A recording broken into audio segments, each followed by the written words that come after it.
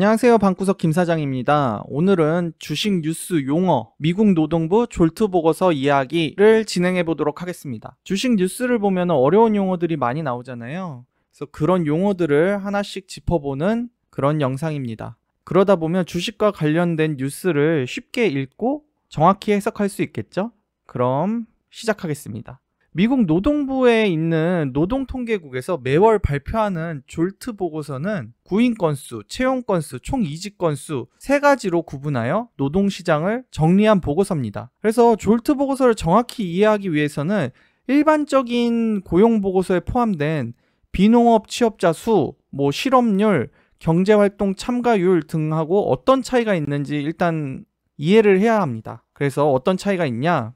일반적으로 앞에 말씀드렸던 비농업 취업자 수, 실업률, 경제활동 참가율 이런 것들은 단점이 있어요. 어떤 단점이 있냐? 단순히 취업자 수가 얼마 증가 혹은 감소했다라고만 발표하는 거예요. 예를 들어 비농업 취업자 수가 10만 명 증가했다 하면 그걸로 끝이죠.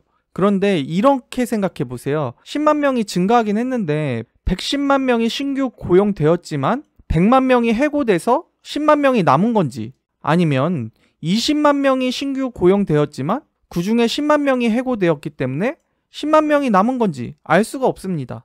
110만 명 빼기 100만 명이랑 20만 명 빼기 10만 명 둘 다 똑같이 10만 명 증가한 거잖아요. 그런데 20만 명이 신규 고용되고 10만 명이 해고돼서 10만 명이 남은 것은 신규 고용이 해고자의 2배나 된다는 뜻이죠.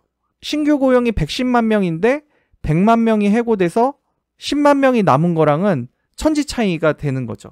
그래서 조금 더 쉽게 말씀드리면 좀 더 세분화됐다고 보시면 돼요. 졸트 보고서는 얼마나 신규 고용이 있고 얼마나 해고됐고 이직했고 이런 것들이 디테일하게 나와 있어요. 이제 그런 걸 같이 한번 살펴보겠습니다. 졸트 보고서를 보는 곳은 이곳인데요. 제가 댓글에도 이거 링크를 남겨두겠습니다. 미국 노동부의 노동통계국에서 이거를 보실 수가 있어요. 그래서 들어가 보시면 이렇게 보실 수가 있습니다. 보시기 좀 편하게 한글로 좀 번역해서 볼게요. 이렇게 보시면 아까 말씀드렸던 것처럼 졸트 보고서는 세부적으로 나눠져 있어요. 구인, 구직, 고용, 이직 이런 식으로 세분화돼서 나눠져 있습니다. 그렇다면 각각이 의미하는 것도 무엇인지 알아야겠죠? 졸트 보고서의 특징. 졸트 보고서는 16,000개의 무작위 사업장, 정부기관까지 포함해서요. 설문조사를 하는 거예요. 그래서 데이터를 산출하는데 이를 바탕으로 아래와 같이 고용시장에 대한 3가지 데이터를 수집하게 됩니다. 첫 번째, 구인 건수. 월말을 기준으로 기업들이 얼마나 많은 노동자를 구하고 있는지를 조사하는 거예요. 내 사업장에 지금 사람이 필요해요. 그래가지고 구인 공고를 낸 거죠. 그걸 조사하는 겁니다. 즉 노동 수요라고 볼 수 있죠. 사업장에서 얼마나 노동자를 필요로 하는지를 알아보는 거니까요. 이 일자리에는 정규직뿐만 아니라 비정규직도 포함되어 있습니다. 어찌됐건 구인 건수를 통해서 우리가 알 수 있는 거는 고용주가 향후 전망을 긍정적으로 생각한다면 구인 건수는 어떻게 될까요? 늘어나겠죠. 근데 앞으로 경제 상황이 안 좋고 장사가 안 될 것 같아요. 그러면은 사람을 구할까요? 안 구하겠죠.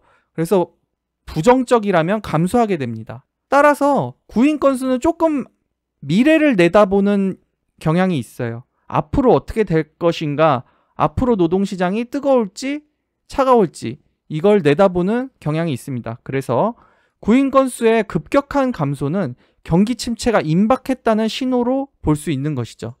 이 졸트 보고서를 보시면 이게 이제 구인구직이에요. 최근 구인구직을 보면 전문 비즈니스 서비스에서는 좀 감소했죠. 의료도 감소하고 운송 및 창고 유틸리도 감소하고 건설은 좀 늘었네요. 엔터테인먼트랑.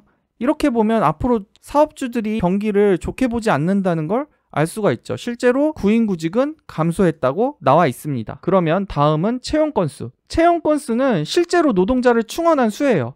그러니까 앞에 구인 건수는 노동자를 구하기 위해 이제 우리나라로 따지면 워크넷이나 잡코리아에 사람 구한다고 글을 올려놓잖아요. 그런 거고, 채용 건수는 실제로 채용이 된 숫자를 말합니다. 그 월에 기업들이 실제로 노동자를 충원한 수를 조사한 거예요. 그럼 얘가 의미하는 게 뭐냐? 신규 채용 감소는 실업률의 증가로 바로 이어지는 거예요.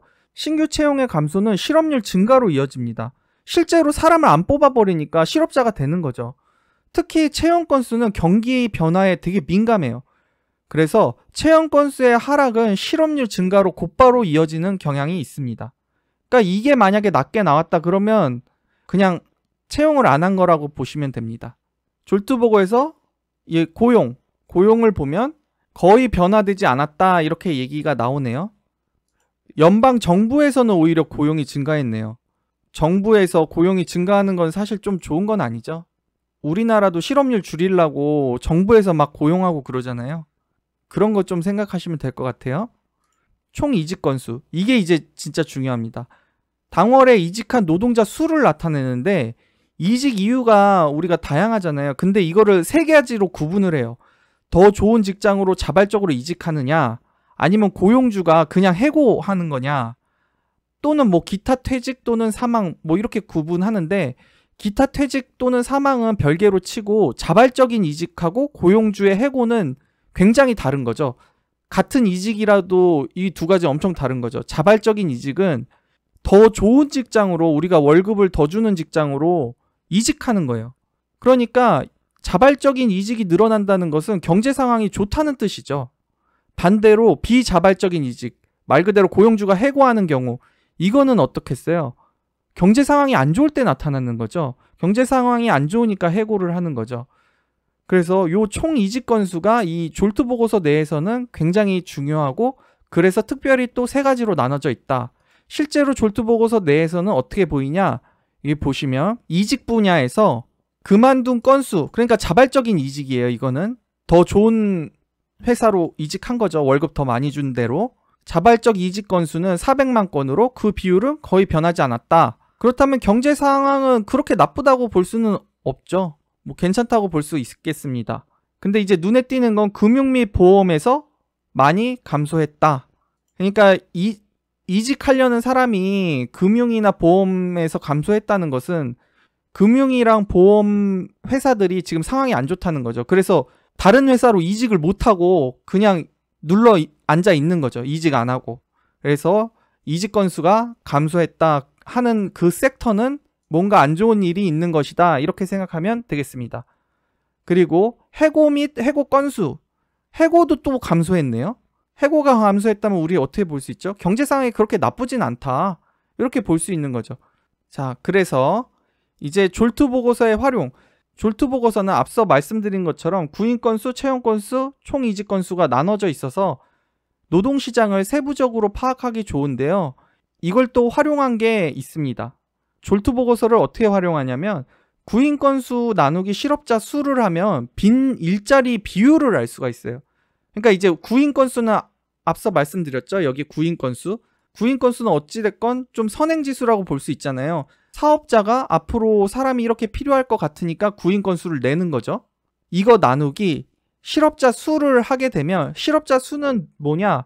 실제로 채용되지 않은 수죠. 구인 건수는 많은데 실업자 수가 적다. 그거는 무슨 뜻이겠어요? 그냥 일자리가 많다는 뜻이죠.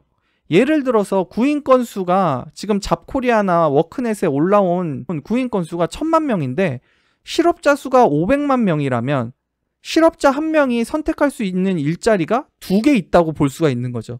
이걸 이제 우리가 빈 일자리 비율이라고 얘기를 해요. 이렇듯 빈 일자리 비율이 높다면 노동자는 더 높은 임금을 주는 일자리를 찾을 것이므로 임금은 계속 상승 압력을 받게 됩니다. 기업 입장에서는 노동 비용의 증가로 상품 및 이렇듯 빈 일자리 비율이 높다면 노동자는 더 높은 임금을 주는 일자리를 찾겠죠. 그러다 보면 임금은 이제 계속 상승하는 거예요. 기업 입장에서는 노동 비용이 증가하니까 상품 및 서비스 가격을 또 높일 수밖에 없고, 이는 시장 전체의 인플레이션을 높이는 요인이 되는 거죠.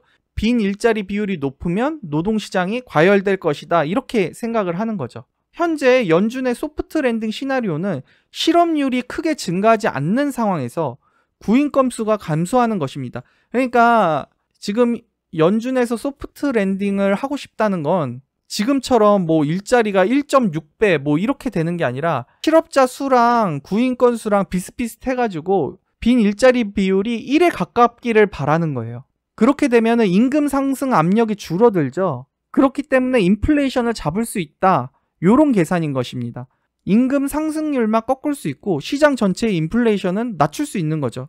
따라서 졸트 보고서에서 확인할 수 있는 구인 건수, 채용 건수, 총 이직 건수 세 가지를 복합적으로 좀 살펴본다면 미국의 노동시장에 대해 더 깊게 이해할 수 있게 되는 거예요.